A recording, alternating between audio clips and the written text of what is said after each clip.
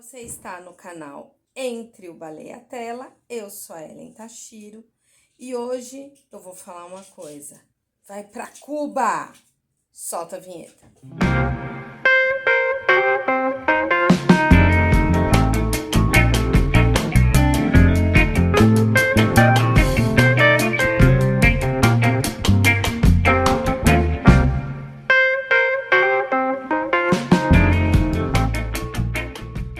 É isso aí, pessoal.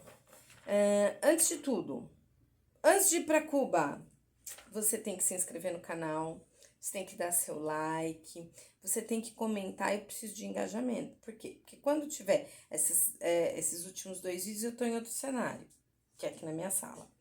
Mas quando eu tiver 500 inscritos, eu vou comprar um sublimado para ficar atrás com um fundo bem bonito, tá? Quando eu conseguir 1.000 inscritos é outra coisa.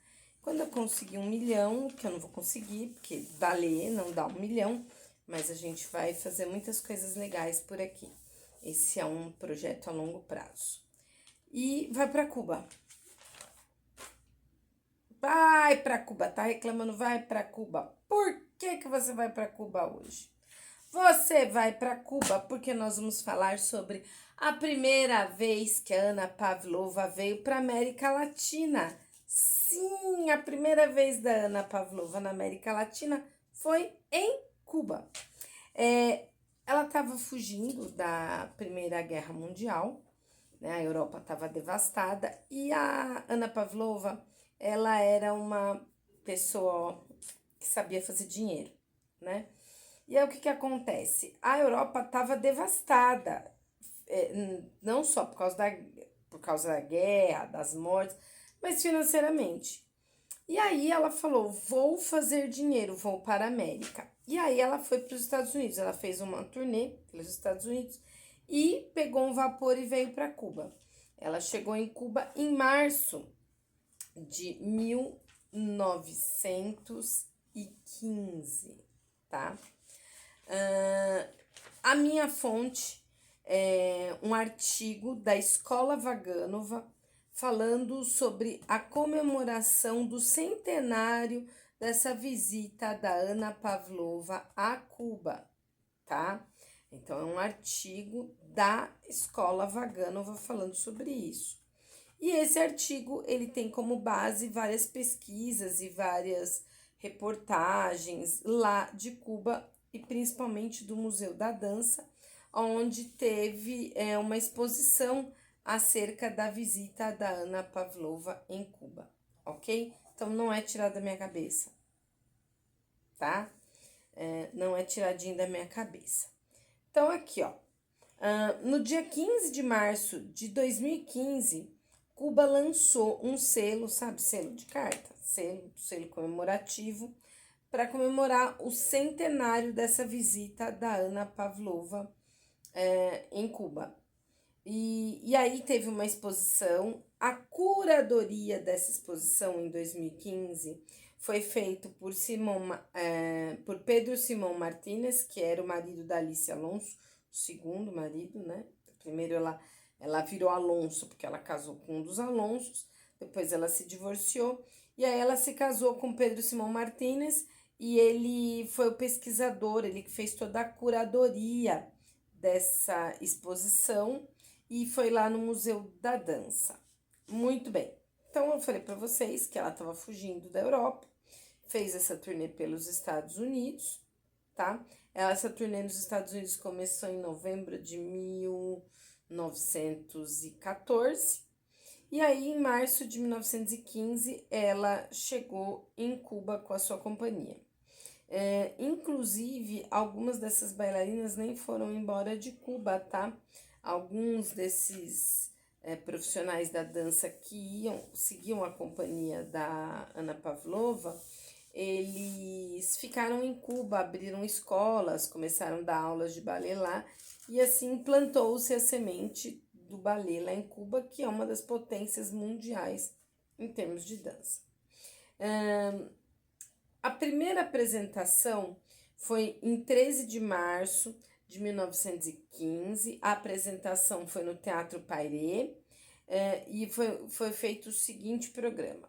Um balé de um ato chamado Amaria, com música de Tchaikovsky e Ricardo Drigo, que se fala se escreve Amarilla, se fala Maria.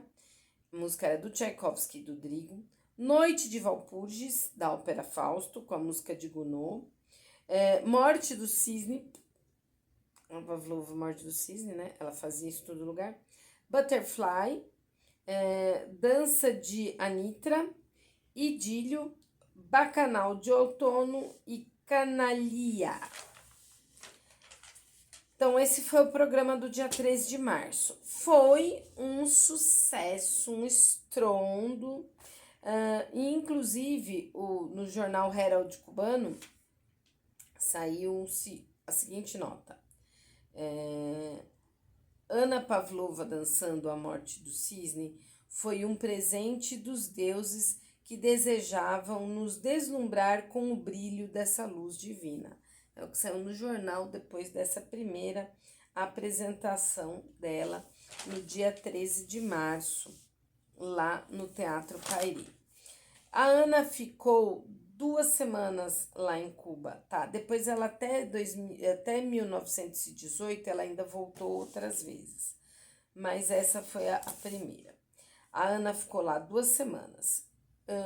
Eu não vou falar em ordem cronológica, mas eu vou falar assim. No dia 22 de março, ela dançou no Teatro Luisa Martínez, Casado, em Cienfuegos. E o programa teve Boneca Fada, Noite de Walpurgis, Bacanal de Outono e A Morte do Cisne, tá? Então, dentro dessas 2 semanas, ela dançou quase todos os dias. Mas, por que eu vou falar de Cienfuegos primeiro? Porque ela dançou no dia 22 de março e ela ia dançar de novo. Ocorre que Cuba, ela tinha sido recém-transformada em república em 1902. E aqui nós estamos falando de 13 anos depois. E aí, desde que Cuba foi transformada em república, ela estava passando por um período de estabilidade política, tá? Então, o que foi dito? Que havia possibilidade de golpe de Estado, de rebelião, de revolta. E aí, no dia 24 de março, porque ela dançou dia 22 em Cienfuegos e dançaria de novo no dia 24, a apresentação foi cancelada por esse risco de golpe político. Aí a Ana voltou para Havana, que ela estava em Cienfuegos, voltou para Havana e, ó, ligeira, né? Nesse mesmo dia, ela conseguiu armar o espetáculo no Teatro Pairé, lá em Havana, tá? Ela voltou, aí lá eles dançaram a Chopiniana, tá? Fizeram, inclusive, durante essa temporada, a Ana fazia alguns espetáculos pela manhã nos teatros para poder fazer a preços mais baixos, principalmente para a camada mais pobre da população. Então, o negócio é o seguinte, ela queria tirar do dia do teatro o máximo que ela pudesse. Era pouco que se tirava de manhã, mas ela lotava a casa e dançava de noite. Lembrando-se que nessa apresentação do dia 24, ela carregou a galera e eles fizeram a Chopiniana, tá? E algumas outras peças pequenas, solos, duos e, claro, A Morte do Cisne. Aí, o que acontece?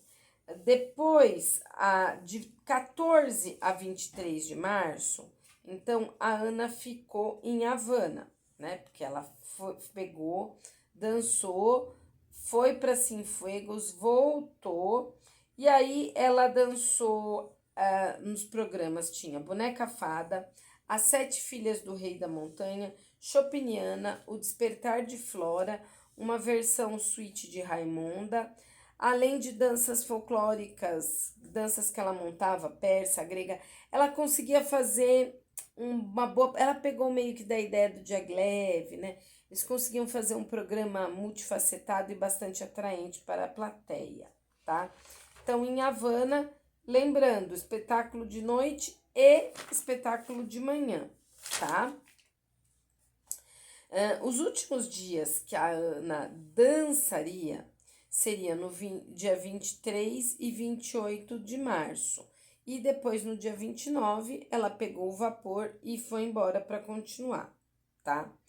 Então, ela ia, vinha. Inclusive, em Matanzas, ela foi dançar em Matanzas. E lá ela dançou, que Matanzas é conhecida como a Atenas de Cuba. No dia 26 de março, ela dançou no antigo teatro Salto, Salto com U, Salto. Ela dançou o balé A Boneca Fada e encerrou a noite com A Morte do Cisne, tá? Então, ela nunca dançava um balé completo, ela sempre levava um divertissement. E esse daqui em Matanzas, na Atenas de Cuba, começou com esse balé A Boneca Fada, e a noite foi encerrada, como sempre, o ponto alto da noite era ela dançando A Morte do Cisne. Era assim que se encerrava. E eles dançaram basicamente, sem parar. Dançaram do dia 13 de março até o dia 28, basicamente sem parar, tá? Tem as restas mais famosas, que foram de 22 de março, a do dia 24, que foi cancelada porque aí ela volta para Havana, enfim, foram. E o programa muito eclético, tá? A Ana, ela voltou outras vezes para Cuba depois disso. A primeira vez que ela voltou, depois desse espetáculo de 1915, foi em 1917. Aí sim ela já voltou para dançar no Gran Teatro de Havana, nosso amado querido. Só quem dançou lá sabe a emoção que é dançar no Gran Teatro. Em 1917, inclusive, ela era boa de negócio.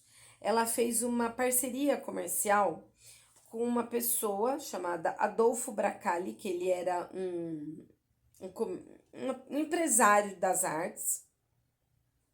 E ela fez uma parceria com ele, onde em todas as óperas ela punha o balé dela para dançar. Então, em 1917, a companhia da Ana Pavlova dançou nas óperas Rigoletto, Cavalleria Rusticana, Carmen e o Pagliacci, Tosca, Aida, Madame Butterfly e Puritani e Hernani, em 1917. Então, primeira vez que ela veio para a América Latina, 1915. Primeiro lugar, Cuba. Terminou de dançar, catou o vapor, foi continuar a vida. Depois ela volta em 1917, já para espetáculos da companhia e ainda com a companhia dela fazendo essa parceria com o Bracali. Em 2018 ainda volta e em 2019, em 1918 ela ainda volta e depois não volta mais porque morreu, né? Depois ela morre e não volta mais. Então, 1917, ela conseguiu essa parceria comercial e foram bastante óperas, 1, 2, 3, 4, 5, 6, 9 óperas. Muita ópera.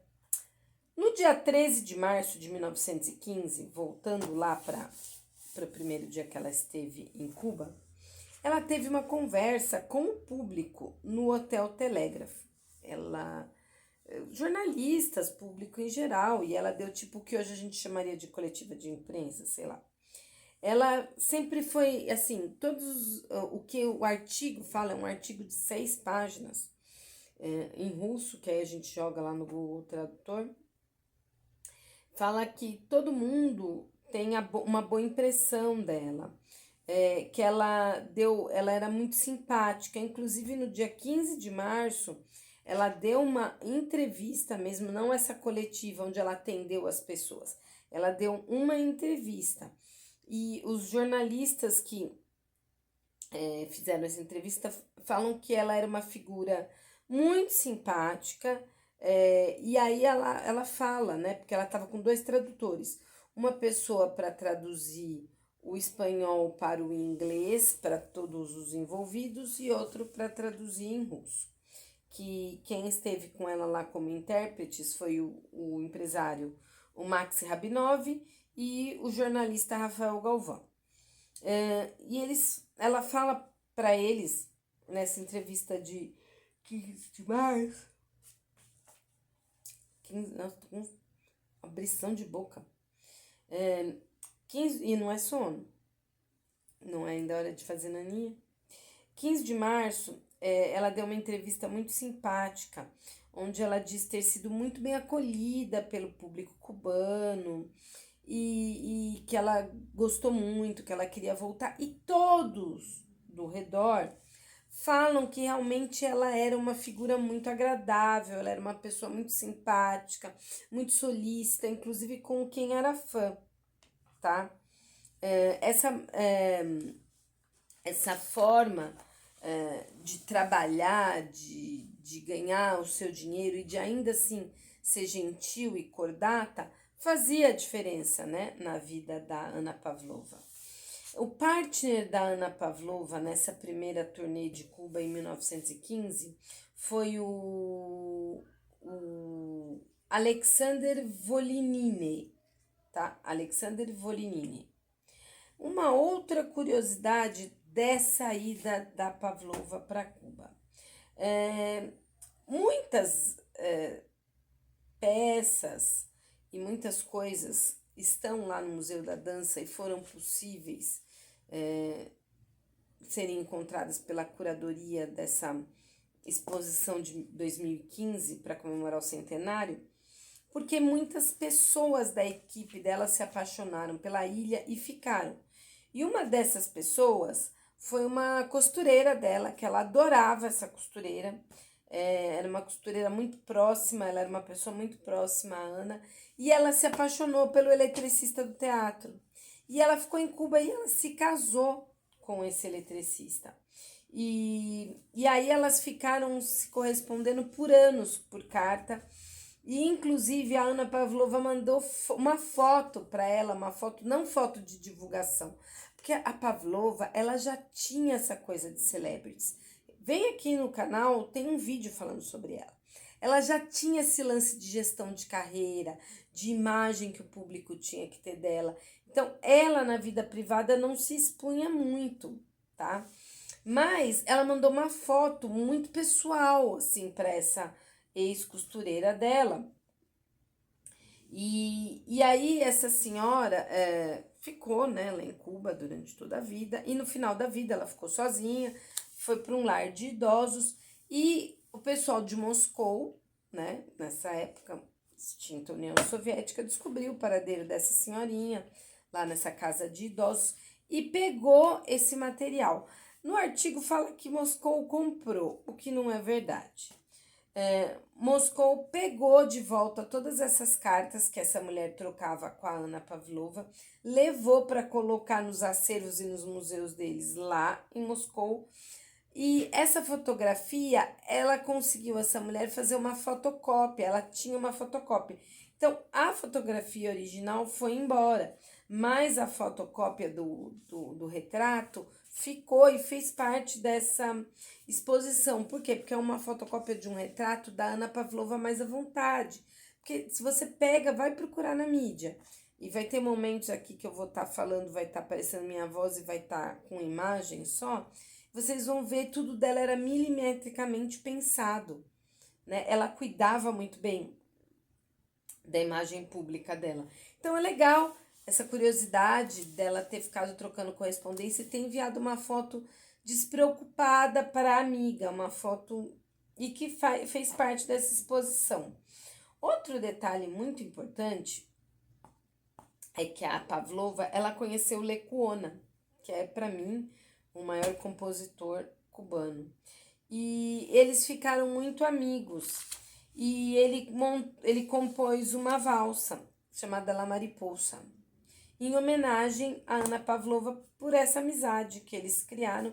E, inclusive, ela chegou a coreografar a valsa La Mariposa, do Lecuona, tá? mas eu acho que é bem legal essa história, porque assim, tem aqui no canal um vídeo que eu falo quando a Fanny Elsler foi para Cuba. E a primeira vinda da Pavlova para a América Latina foi em Cuba, né? E é muito.